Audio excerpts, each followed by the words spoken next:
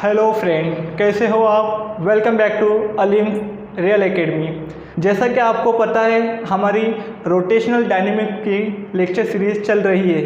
आज के इस लेक्चर को स्टार्ट करने से पहले हम कुछ बेसिक टर्म्स स्टडी करेंगे।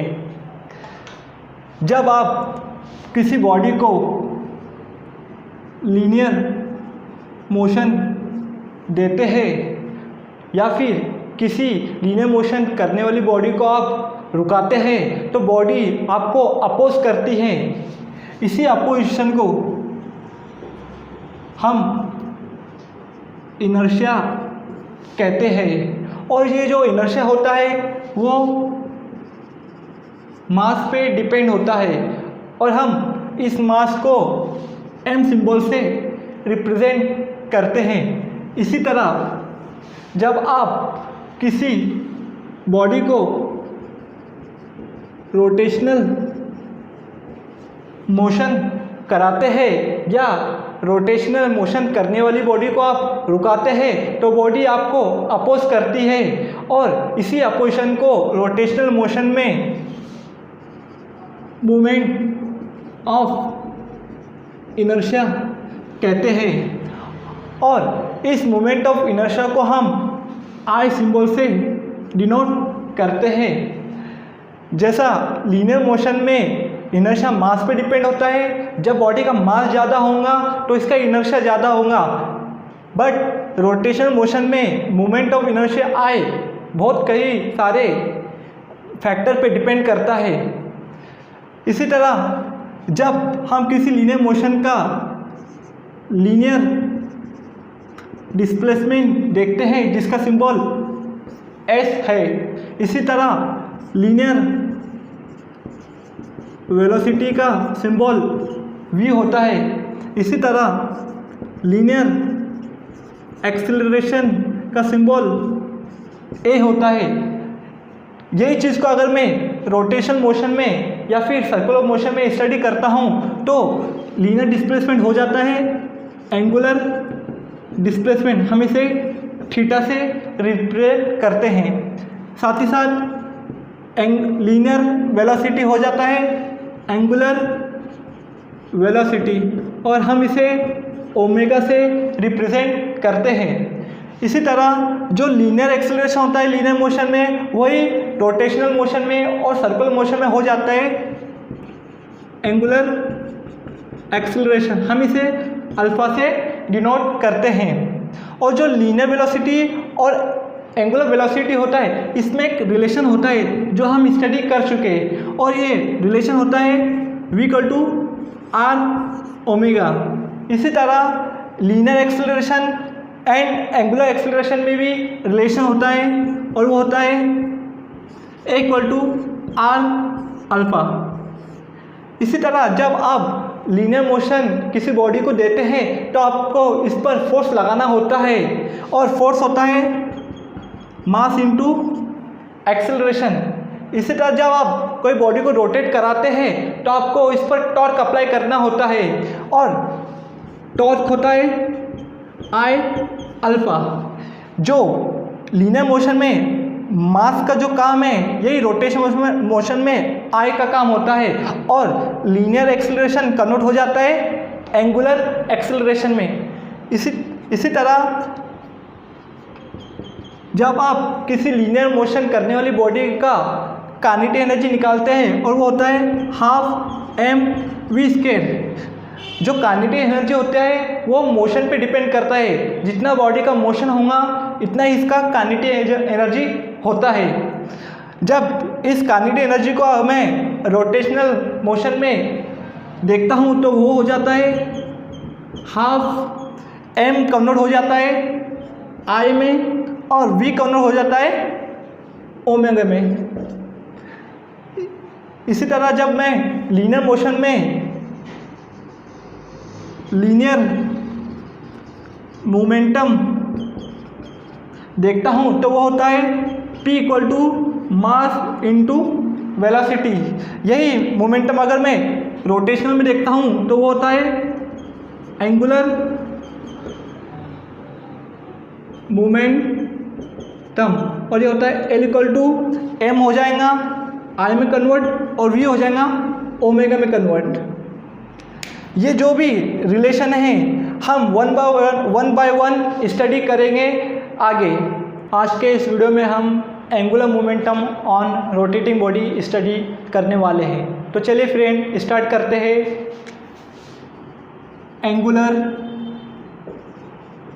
Momentum on rotating body. Suppose करते हैं ये एक रिजिड बॉडी है जो इस एक्सिस के अराउंड में रोटेट हो रही है और ये एक्सिस पॉइंट ओ से पास हो रही है और इस रिजिड बॉडी का जो मास है वो है कैपिटल एम और इसकी जो एंगुलर वेलोसिटी है वो है ओमेगा। जैसा कि आपको पता है rigid body number of particle से बनी होती है। तो सपोज करते हैं फर्स्ट पार्टिकल का मास है m1 और इसका डिस्टेंस एक्सिस से जो है वो है r1। इसी तरह अगर मैं सेकेंड पार्टिकल लेता हूँ जिसका मास है m2 और इसका डिस्टेंस है r2। इसी तरह लास्ट जो पार्टिकल होगा n नंबर ऑफ पार्टिकल, इसका मास होगा mn और इसका डिस्टेंस होगा। फॉर फर्स्ट पार्टिकल पे जो लगने वाला लीनियर मोमेंटम है यह है p1, सेकेंड पार्टिकल पे जो लगने वाला मोमेंटम है यह है p2 और लास्ट पार्टिकल पे जो लगने वाला लीनियर मोमेंटम है ये है pn। अगर मैं फर्स्ट पार्टिकल लेता हूँ फॉर फर्स्ट पार्टिकल, जैसा कि आपको पता है जब कोई रिजिड बॉडी रोटेट होती है तो इसके जो पार्टिकल है वो सर्कुलर मोशन परफॉर्म करते हैं और इसके लीनियर वेलोसिटी और एंगुलर वेलोसिटी में एक रिलेशन होता है, वो होता है v equal to R omega. First particle के लिए मैं लिखूँगा v1 equal to r1 omega और इस फर्स्ट पार्टिकल का जो लीनियर मोमेंटम होगा वो होगा mass into velocity p1 equal to m1 v1। अगर मैं इस v1 की वैल्यू पुट करता हूँ तो मुझे मिलेगा m1 r1 ओमेगा। अगर इस फर्स्ट पार्टिकल पे जो लगने वाला एंगुलर मोमेंटम है मैं इसके लिए लूँगा L1 और वो होता है linear momentum into perpendicular distance. अगर मैं इस लीनियर मोमेंटम की वैल्यू पुट करता हूँ तो मुझे मिलेगा m1 r1 square omega.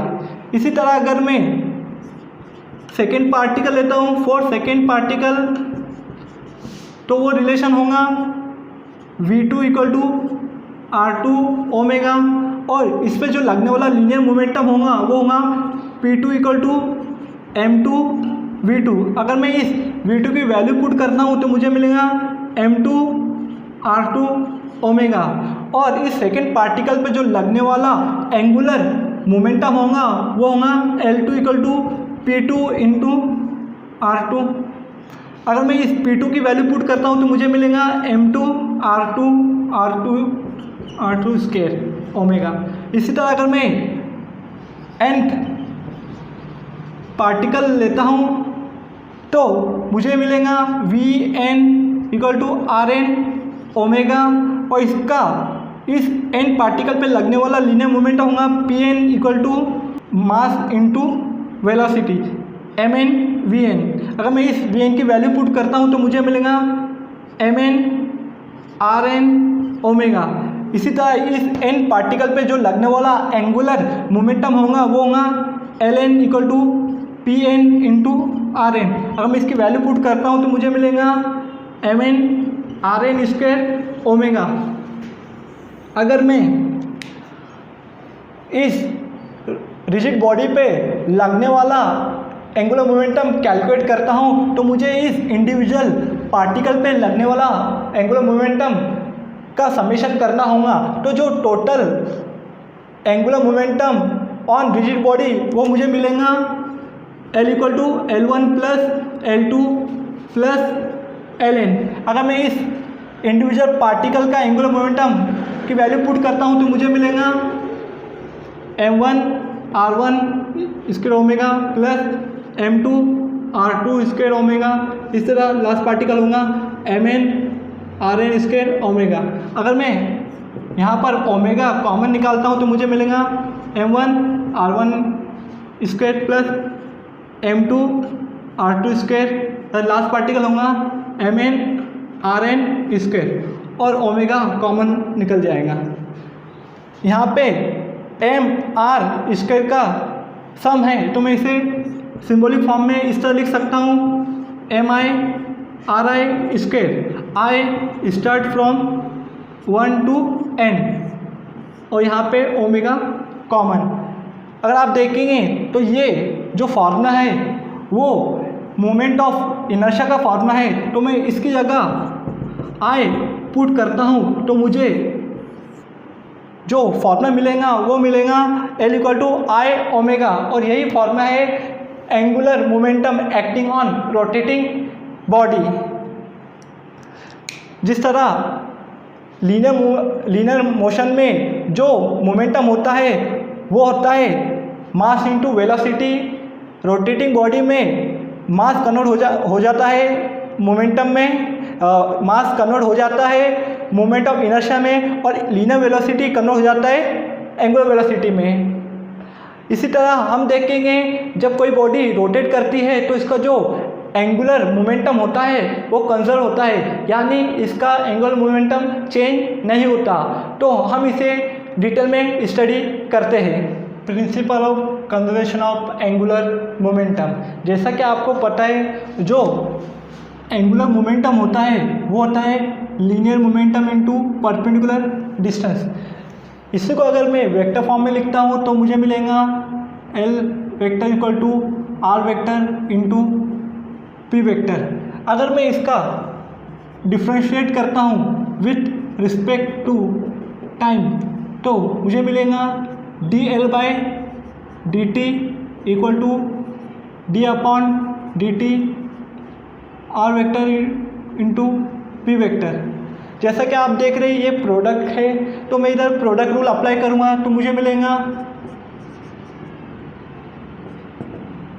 R vector into dp upon dt plus P vector cross dr upon dt।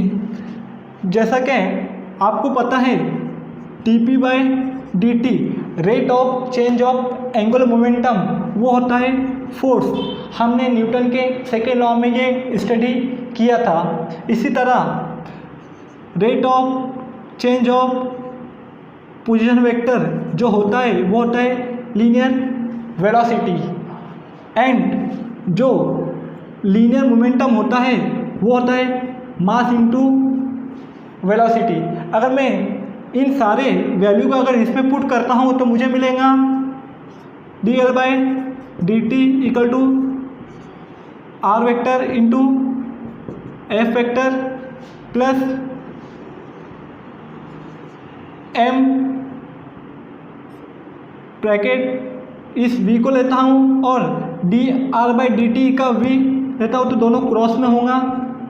जैसा कि आपको पता है ये दो वेक्टर हैं और इनमें क्रॉस प्रोडक्ट है, और आपको पता है अगर दो वेक्टर पी क्यू अगर क्रॉस में होंगे तो इसका फॉर्मूला होता है पी क्यू साइन थीटा, और थीटा जो होता है इन दोनों वेक्टर के बीच का एंगल होता है। हम इधर देख रहे हैं कि दोनों वेक्टर सेम है, इनके बीच में जो एंगल होगा वो जीरो एंगल होगा और साइन जीरो होता है जीरो। तो V vector cross V vector इसकी वैल्यू होगी ज़ीरो, तो मुझे मिलेगा dl by dt vector r vector into f vector plus zero. जैसा कि आपको पता है जो टॉर्क होता है वो होता है फोर्स इंटू परपेंडिकुलर डिस्टेंस। इसी को वेक्टर फॉर्म में जब लिखता हूँ तो टॉर्क होता है r vector into f vector. अगर मैं इस वैल्यू को इधर पुट करता हूँ तो मुझे मिलता है dl by dt equal to torque.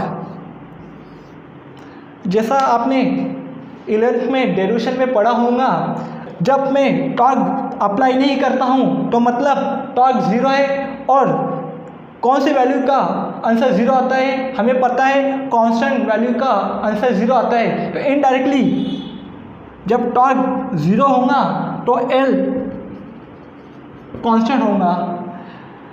इसी चीज़ को हम कुछ एग्जांपल से समझते हैं।